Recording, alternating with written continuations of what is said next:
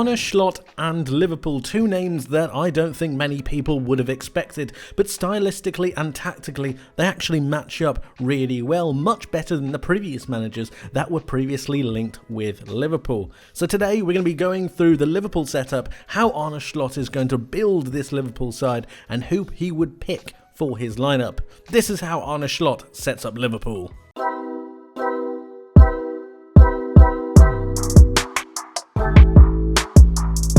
Slot's tactical approach is inspired by the Dutch philosophy of total football, the ability for any player to play in any position and be comfortable. It's in this that he utilises a 4-2-3-1 formation, favouring a double pivot in midfield to really control the football. It's through this that he progresses the ball into the more attacking areas of the pitch, asking his wingers to tuck infield and be closer to the main striker, while also encouraging his fullbacks to come forward and make late overlaps. It's through this dynamic play that he's able to get his players further up the pitch, but still maintaining possession and aggression the higher up they go. It's through this that high turnovers are then created, which allows them to then recycle possession and get shots on goal more frequently. It's through this tactical style and aggressive approach that I think could really lend itself to Liverpool's squad currently. When you think of the way that Liverpool play and the aggressive nature that Jurgen Klopp has instilled in this Liverpool side, it's not too dissimilar to the way that Arne Slot is actually utilising his tactics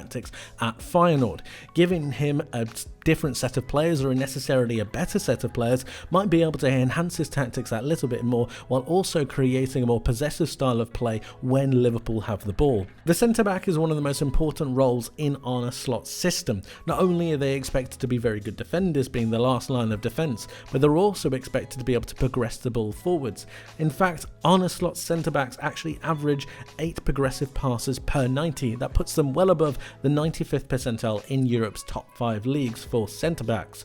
And it's this progression that I want to really highlight. Not only are they able to play the ball short, but they're also crucially able to play the ball long. And it's this flexibility of passing that I think is going to lend itself really well to Liverpool's dynamic system. The directness of play is something that I think you can see similarities with already in Liverpool's game. And it's through this that Feyenoord actually managed to get their first goal. Ajax recover the ball and then progress it forwards, but it's using the aggression from the winger who was able to come inside, take the ball and then recover possession, recycling it round and then turn the Ajax defenders towards their own goal. It's through this aggression that Feyenoord are able to get not only a shot but a goal very, very early on in the half, and this wouldn't have happened if it wasn't for the progressive passing of the centre-back. They play the ball through with one of the great through balls, which is one of the great attributes of this Feyenoord side, and it ends up being 1-0. But like I said, without the progressive passing of the centre-back, it probably wouldn't have happened. Taking into consideration the centre-back requirements and the progression that both centre-backs are going to need,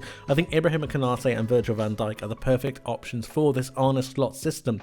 Both centre-backs have the ability to push up the pitch while also making sure that they're able to win their 1v1 duels, and considering the progressive nature of Arne Slot's fullbacks as well as the nature that they have going forwards in possession, I can see both of these players being really at home within this Arne Slot 4-2-3-1. The total football philosophy is apparent throughout this Feyenoord team under Arne Slot, but I don't think it's been any more apparent than in the fullback roles. This is Geertruida's fullback heat map, and as you can see, he's actually infield more than he is outfield, utilising those spaces in the centre of the park next to the holding defensive midfielder or one of the defensive midfield pivots allows them to become a little bit more progressive when they have the ball. And then when you compare that and take a look at Hartman on the other side, he's also doing the same thing, perhaps to a lesser effect, but he's still drifting infield. And if we think about that with the Liverpool fullbacks,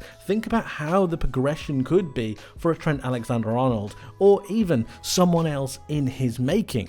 I think that with Arne Slot as Liverpool manager, he'll be able to progress Alexander-Arnold's ability to move into the centre of the pitch and unlock his passing range that little bit more. It's through the flexibility and passing range of both Alexander-Arnold and Joe Gomez that I think will encourage Arne Slot to play both of them, with both of them having the ability to drift into midfield whenever they need to, but with Gomez having that bit more defensive nous, I think it not only gives Liverpool the cover with that 3 at the back formation while allowing Trent to move in field, but at the same time it also gives them a rotational aspect in terms of being able to progress the ball forwards. Not only do you have the option to have overlapping fullbacks, but even more importantly, the ability to drift into midfield not only keeps Liverpool in possession, but also makes them a little bit more defensively resolute. The Feyenoord double pivot is comprised of two main players, Mats Wiever and Quentin Timber. Now, while they both play in the double pivot together, they both occupy very different roles. Wiever, who is currently here, is having an amazing season, and he's normally the late-lying midfield player, being able to sweep up and then progress the ball forwards whenever he needs to, whereas Quentin Timber is able to progress forwards that little bit more, moving the fullbacks into midfield whenever they feel like they need to, and then giving Timber the license to go and progress forwards. That's why his attacking numbers are a little bit stronger, and Wiever is generally the more all-rounding player.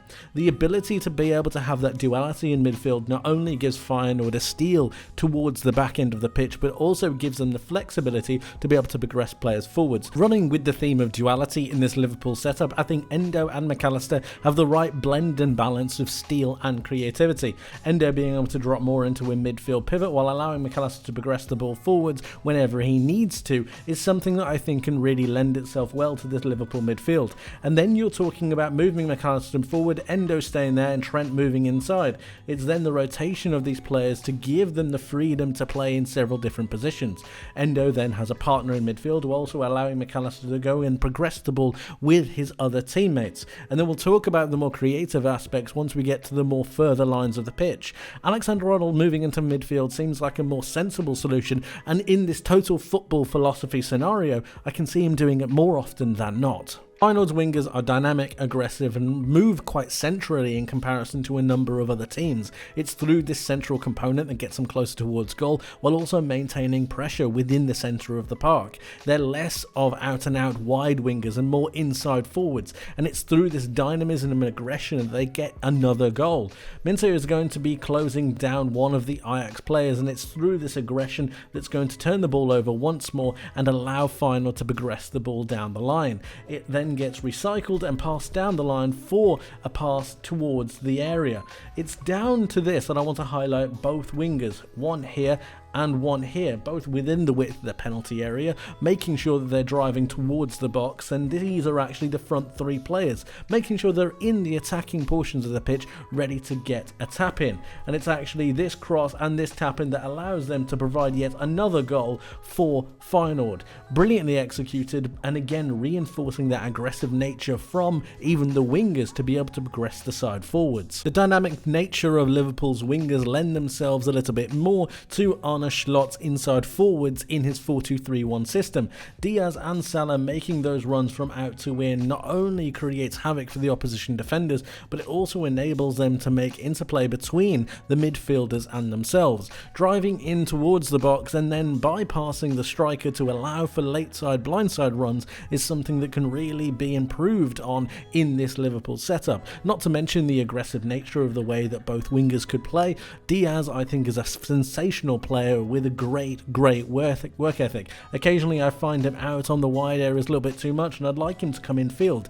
In this Arne Slot system, I can see him drifting more and more infield and making sure he's getting into the box for those late runs and crosses. Mo Salah, we know all about him. He's quality on and off the ball. He's recently become a little bit more of a creator, so it might be that he moves a little bit further infield, swapping with the central attacking midfielder at times and really creating that rotation through the centre of the park. It's through these centre dynamics I think that Liverpool can really utilise their wingers and then get them closer to goal. Their most dangerous aspect is arguably their pace and their transition, and getting them further up the pitch while overloads and turnovers are a frequent point of their attack. I can only see Liverpool getting more and more goals with this system. Santiago Jimenez is Feyenoord's out-and-out goal scorer, and with 26 goal contributions in 29 games, I think he's doing a pretty good job. 21 goals is nothing to sniff at, and when you look at his XG, he's actually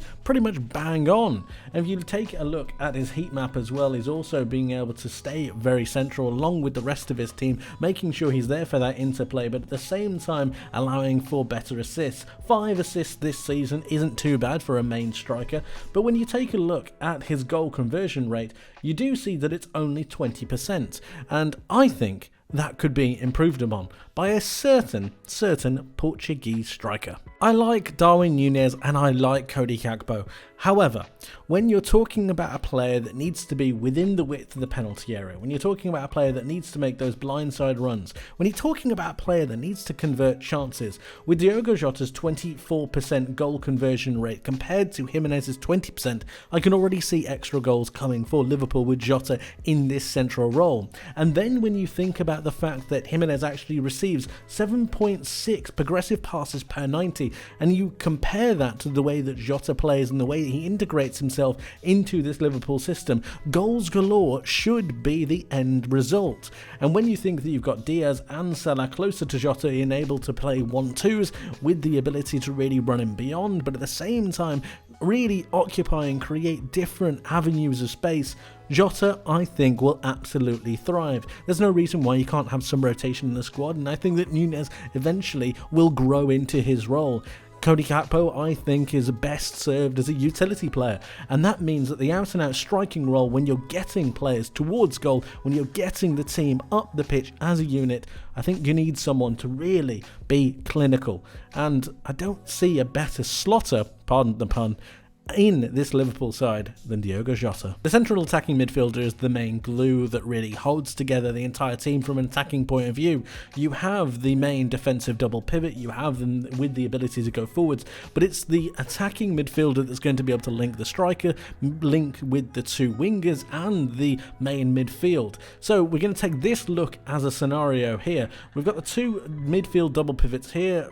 Ajax are about to try and clear the ball. It's going to be recovered right here by one of the midfield double pivots. It's going to be pushed over to Jimenez, who's going to be able to chest the ball to Feyenoord's attacking midfielder in Calvin Stengs, who's going to be able to pick up the ball and then drive it forwards.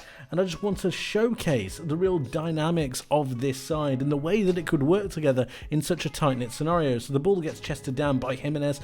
Again, the rotation and the glue between the players is what we're really noticing here. Stengs is going to be able to pick the ball up and drive with it towards the box. It's then looking to be able to offload it to a player. In this particular instance, it's going to be Minter, who's on the run. And then I'm just likening this to the way that Mo Salah could really line up a defender 1v1, move on to his left, and then whip it in to the top left-hand corner. Again, it's just brilliantly worked. It's a simple goal, but it's through the rotation, through the pickup, and through the dynamics between all of these players that allows this to become such a good tactic. The central attacking midfielder that I've gone for Liverpool is Dominik Szoboszlai. Now, this is for a couple of reasons. I think his link-up play with the other two in midfield is going to be extremely useful. I think his passing range is a little bit better than Gakpo, who is the other option that I could have gone for, and I also think his pressing is a little bit better. When you think about the way that Liverpool will need to defend at certain points, Diaz and Salah dropping a little bit deeper to help with the midfield, but also at the same time you've got Szoboszlai and Jota, and it's Szoboszlai's pressing ability that I think is going to be really key and useful. Going back into a more attacking scenario, I can see Diaz and Salah really running off the likes of Szoboszlai a little bit more, Jota going a little bit further forwards. You've got the ability for McAllister to go forwards and link with Szoboszlai, Diaz and Salah holding that width, while also Trent coming into midfield. And all of a sudden you've got a number of rotations that you can have in this side. You've now got height, power and presence in the back three. You've got a good steal with Endo. You've got passing ability with Trent Alexander-Arnold in his ability to find Salah and Diaz in numerous scenarios. You can play the ball through into Jota, who could lay it off to Szoboszlai, and then you've got McAllister. The rotation is always there, and it's through the link and the glue that Dominik Szoboszlai could bring to this Liverpool side. And that is my interpretation of Arne Slot's setup for Liverpool. A mixture of experience with prowess and dynamism, an ability to really move into midfield when necessary with both fullbacks, the rotation for McAllister to be able to move forward with the steal of Endo, Diaz and Salah moving a little bit more centrally to get involved with the build-up play, and then you've got Dominik Szoboszlai being able to link up with both the midfield, the striker and the two wingers, while also maintaining that pressing game and having a player with the quality, strike power, and just real finesse and controlling ability of Diogo Jota. In my mind, this has the flexibility, it has the tactical awareness, and it's also got the dynamism within the group to be a real threat going forwards into the future. And trust me, it seems like a bright future for Liverpool. But of course, let me know your thoughts in the comment section below. I would love to hear from you guys, so please do get involved. How do you see Arne Slot setting up Liverpool, and do you think it's a good move? Would you take him as manager? Liverpool fans, get in the comments, get involved, and let me know. Thank you so much for watching. I hope you enjoyed, I hope you learned something new, and I hope to see you in the next one. But until then, my friends, take care.